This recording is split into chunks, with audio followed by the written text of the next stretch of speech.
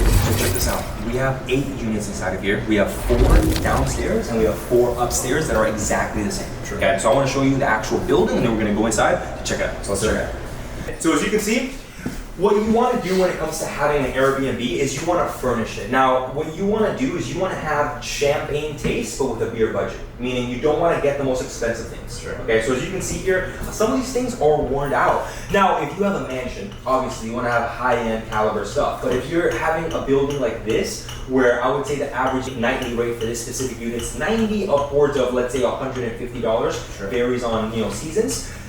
This is all you need, okay? Now, in terms of cost, when it comes to furnishing side, okay, because a lot of people ask me, Tabare, okay, yes, I know I need first month, last month security, but when it comes to furnishing, how much am I gonna spend, okay? So if you were to look around, okay, look at the TV, look at this, look at the couch, look at everything, how much do you think was invested in furnishing? 3? Okay, close, yeah, 3 to 4. Yeah, so about 4, closer to 4. Each unit is about 4 grand. The type of caliber of people that would be here are not the same people. They're going to be in a freaking, $700, $1,000 per night. Gotcha. Now, when it comes to actually, setting up the kitchen, the key item is you have to imagine as if, let's say, your mom's going to stay here. Right. Your mom wants to make pasta. Does she have the right tools to make pasta? Right? Because a lot of people will complain. A lot of people complain like, oh, I don't have things to drain my pasta in, or I don't have things to cook eggs in, and then boom. Negative review, I want a refund. Just like that. Right? People are like that all the time. So it's crucial that whenever you're furnishing your property, you want to have cups, you want to have every utensil possibly imagined, pans, everything is here as you can see, cutting board. There's nothing that's actually missing. Now, this is another key note when it comes to cleaning, okay? A lot of our cleaning team, they're not as tall as you and I. Right, they're a little bit shorter. And what they sometimes forget is this right here. I'm gonna grab my finger. Let's see if maybe they did it, maybe they did not. But if we see here, dust, right? So that's something you have to remind the cleaning team always about, right? Because remember, the cleaning team, they're probably like this tall. So they don't see this. So you always have to remind them like, hey, look, there's gonna be guys that are taller, so make sure that you clean this. That's very crucial. This happens to a lot of our properties. Sometimes we get complaints, but at the end of the day, that's something you constantly have to remind the cleaning team. Okay. People don't need to be taught. So the cleaning team inside of B&B Flow has an entire check sheet. Everything they need to know on how to furnish a property, A through Z from when they walk in. Right. So this is the first step. I'm gonna show you guys what's the first step when it comes to actually, let's say the cleaner is about to clean this unit. They're gonna walk in. First thing is they're gonna knock before they come in. That's very important. If they just go ahead and walk in and there's someone showering, that's a big no-no, that's a big problem. So you wanna knock, hello, cleaning team, I'm coming inside. Once they realize that the property is empty, they're gonna come inside, they're gonna get their phone. The first thing they're gonna do is you're gonna take a recording as soon as they walk in. Why? If there's any damages, that's gonna be the first evidence that you're gonna be able to submit to Airbnb and also be able to invoice the clients. So the cleaning team walks in, they start recording. They're gonna be very, they're gonna look for the details. So, okay, is there something that's fucked up here? Did they break something off? Did something fall? Does it smell funny? Has there dog hair? Because for example, in this property, you cannot bring dogs. Okay, so if we find dog hair, we're gonna invoice them. Okay, that's a big fee. If, for example, if it smells like smoke or like marijuana or something like that, that's another big fee, right? That's a $1,000 fee if anyone smokes in this unit, right? So now you can make a lot of money, but because it ruins the next guest experience. Yeah. Okay, that's crucial. So they're gonna come in here, they're gonna record everything, and then once they record it, they're gonna send it to the group. Once they send it to the group, that's when I have my admin team who's gonna look at it. When you start your Airbnb business, you wanna be the guy doing it yourself. I have to actually clean this unit, I believe it's about $80. So if you were gonna clean it, instead of paying the cleaning $80, you pocket $80. And you're making more money, especially when you're starting off, right? So let's continue here. Here we have a bathroom. Now, this is the soap and this is the conditioning that we like to go ahead and use. So here we have soap and then we have actual shampoo right here. You can get this on Amazon. These are great. These are the same things that a lot of hotels uses, and they're very, very cheap and they're reusable. Now let's go into the actual bedroom. What we like to do is we like to have blue, right? If you want to have your color, could be red, could be whatever color you want. I'll show you exactly where we get this stuff. You can have it. Now, I have a cleaning team that actually operates the properties in Naples, and what they do is they're very creative because they grab this and they turn it into a swan.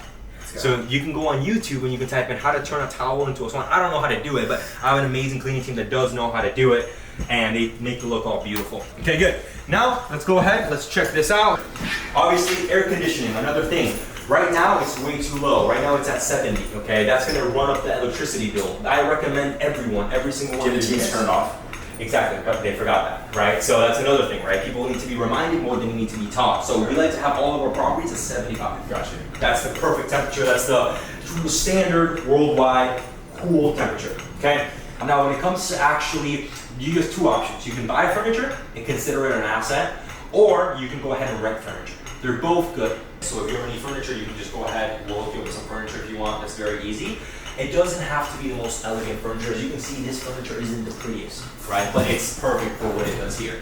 Now, what I want to do is I want to go over the numbers when it comes to this here. Okay, so this specific building does anywhere from 35 to let's say 45,000 every single month on Airbnb. And that's 8 units put together. So 8 units can cash flow you about $35,000 to $45,000. Now, when it comes to profit, because that's the number that really matters, okay? Our mortgage on this actual entire building is about $16,000 per month. Then our utilities, our electricity, all that sort of stuff goes to about $5K, right? So that puts us at about $21,000. Now, with that, I want you to do the math. So let's say we do 40 grand in revenue, right? Our expenses are 20K. We're left with 20K profit. Boom, that easy. And that's 8 units in one location, right? So that's how easy it is to scale when it comes to Airbnb. Yeah, so this is a unit that we own, right? So the most realistic way for people to start and the most sexy business model right now is Airbnb arbitrage. The reason it's sexy is because you need low investment. I'm talking about first month, last month security and furniture. Right. Now, there are some places that the furniture already comes with, right? So that's when sales comes into play and you negotiate. Okay. So same thing when it comes to negotiating and sales. That's very crucial when it comes to Airbnb. Furnishing, anyone can do. You can furnish it. I'm sure you've moved in a lot of different places. You know how to furnish a property. Everyone knows how to furnish a property. What I recommend when it comes to the aesthetics things is get a girl, right? Your girlfriend, your girlfriend's really good when it comes to like designing things. Oh, this looks pretty, this looks cute, like that sort of stuff, right? The key thing is making all your properties look uniform. What I like to do is property management. So property management is you go up to someone that, let's say, has an apartment, okay, or has a home. Let's go for a home, for example. You tell them, hey, Mr. Landlord, have you thought about putting this property and doing short-term rentals? Because I see that it's vacant right now. You're looking for someone to actually stay in the unit. No, I haven't thought about that. Okay, good. Well, I'll give you 2 options. Okay, I can take the unit off your hands. Okay, and I know you want $3,000 a month. It's a little steep. Okay, I can probably give you about 2.6. I can give you 2.6, and I just need your permission to sublease the property. That way, when I'm not staying in the property, I can have my people stay in the property. Okay, that's one thing. Right? Or if you don't want to do that, what we can also do is I can manage it for you, right? If you want to take all the benefits, because I'm going to make a lot of money from this transaction, by the way. I'm going to pay you 2.6, but I'm going to grab this and I'm going to list it on Airbnb, VRBO, and I'm going to make a lot more money. If you don't feel comfortable with that, I'm more than happy to partner up with you. I can show you how to put this on Airbnb, and I can just charge you a flat fee to manage the property for you. Because the last thing you want is to go ahead and be trapped into this as a business, right? I do this for a long time. I have an amazing team. I have amazing systems. So all I have to do is plug in my systems. If you don't want me to make all the money, let's partner up. I don't have to make all the money. Let me do the management. I'll take 20%, you take 80%. Makes sense. And that's juicy for you because there's no upfront cost. Right. What kind of expectations do you recommend people to set when they're coming into this thing? That's a great question. A lot of people try to make emotional decisions when it comes to investing in Airbnb. Meaning they drive, they see a beautiful property, they say, oh, that's a great property to put on Airbnb.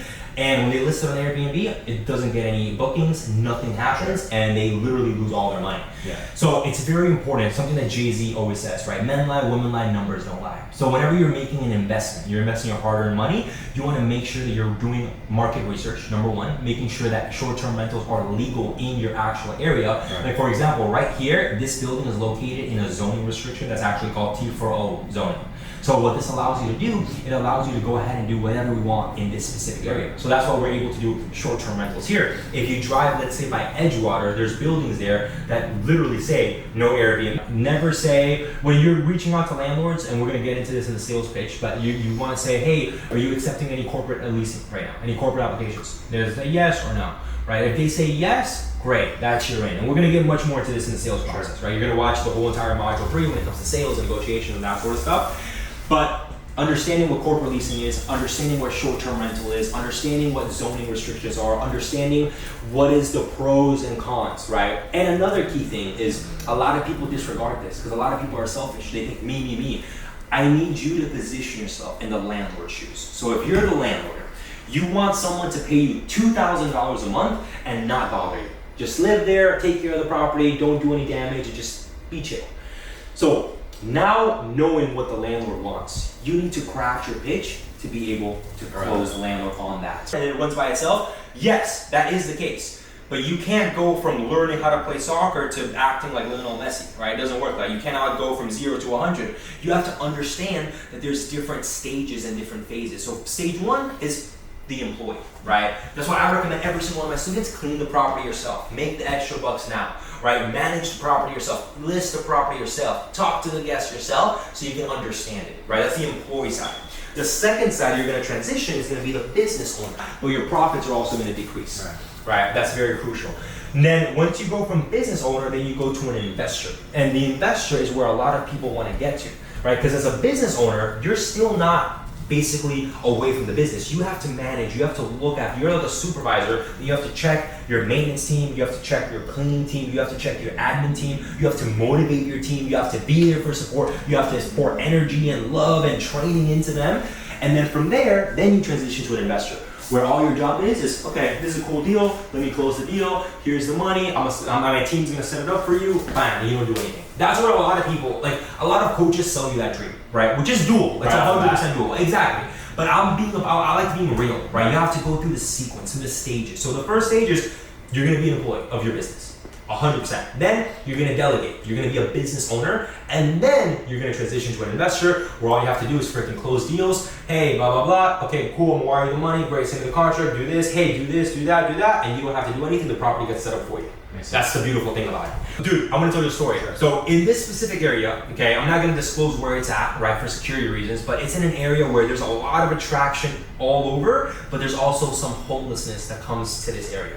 I've had a lot of guests complain that, hey, there's a homeless guy trying to get into cars. Now, when that happens, what do, right? It's literally, I have to receive the call. Me and my business partner have to go ahead, come to the property and say, yo, here's $20. Can you stop going in the car? Now, a lot of times when that happens, we have a guy that comes here every single week, does the same thing. We have to pay him off. He's like a cartel. We gotta pay him off every fucking week. Just bam, bam, bam. But sometimes he's so drugged up that there's nothing we can do. Like we're like, hey bro, we'll give you $500, and he would not take it because he's like in outer space. Oh my goodness. So what you have to do in that situation is you have to go ahead and literally not freaking kick them out, but you have to be like, yo, I need you to go. I need you to go. In this specific case, we waited. We had to wait like 45 minutes for this guy to just walk away. Right. But those are things that a lot of people don't talk about. Another thing is when guests don't want to leave the property. Right? Checkout time is at 11 a.m. Let's say their phone dies. They oversleep. They got a long last night. They freaking went out to live. Komodo. They had a fucking amazing night. They passed out. It's 11 a.m. My cleaning team's out the door. They're like, blah, blah, blah, blah. Hey, they're not answering. Okay, great. They have to call the big G. So they call us, and we have to come to the property, knock on them, be like, yo, if you don't get out of here in the next 30 minutes, we're going to call the cops. Right? Like, you have 30 minutes to go. Right? And things like that, a lot of people get scared, as you can see. Like, imagine going up to a freaking random person and telling them to get out, you're gonna call the cops. Like that could be scary for a lot of people. So that's when you gotta have the right mentality of like, bro, I'm a fucking G, you gotta fucking get out of my property, this is my unit. Landlord. Exactly. A lot of people get scared. A lot of people are like, oh, I don't know what to do. Maybe I'll just give them another hour or two. You gotta be firm. Dude, you got 30 minutes, I'm gonna call the cops. Makes sense. Bro, like go, you know? When it comes to the cleaning team, right, you're gonna go ahead and they're gonna call you. And how do you interview them? You sit them down, you walk them through the property, and you say, okay, great, how much would you charge me for this cleaning? They're gonna give you a number. You're gonna negotiate, right? $60. Yeah. I wish, I love you, I love your energy, I think you're trustworthy. I just can't do 60. The most I can do is 40. Oh, okay, let's do 45. Okay, let's do 50. Let's meet in the middle. Bam, 50. Cool. Okay, bam, you negotiate, right? Always negotiate. Now, a lot of people say, how can I trust this person?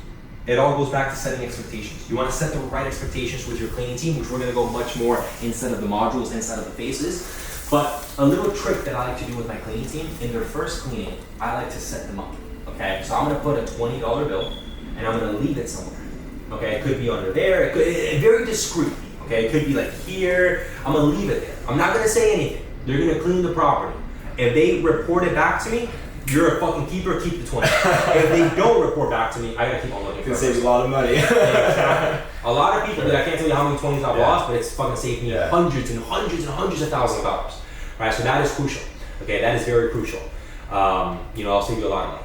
Makes sense. So yeah. So besides that, bro, Do you like the actual experience of being in an Airbnb, seeing how much everything costs, seeing why people do what they do?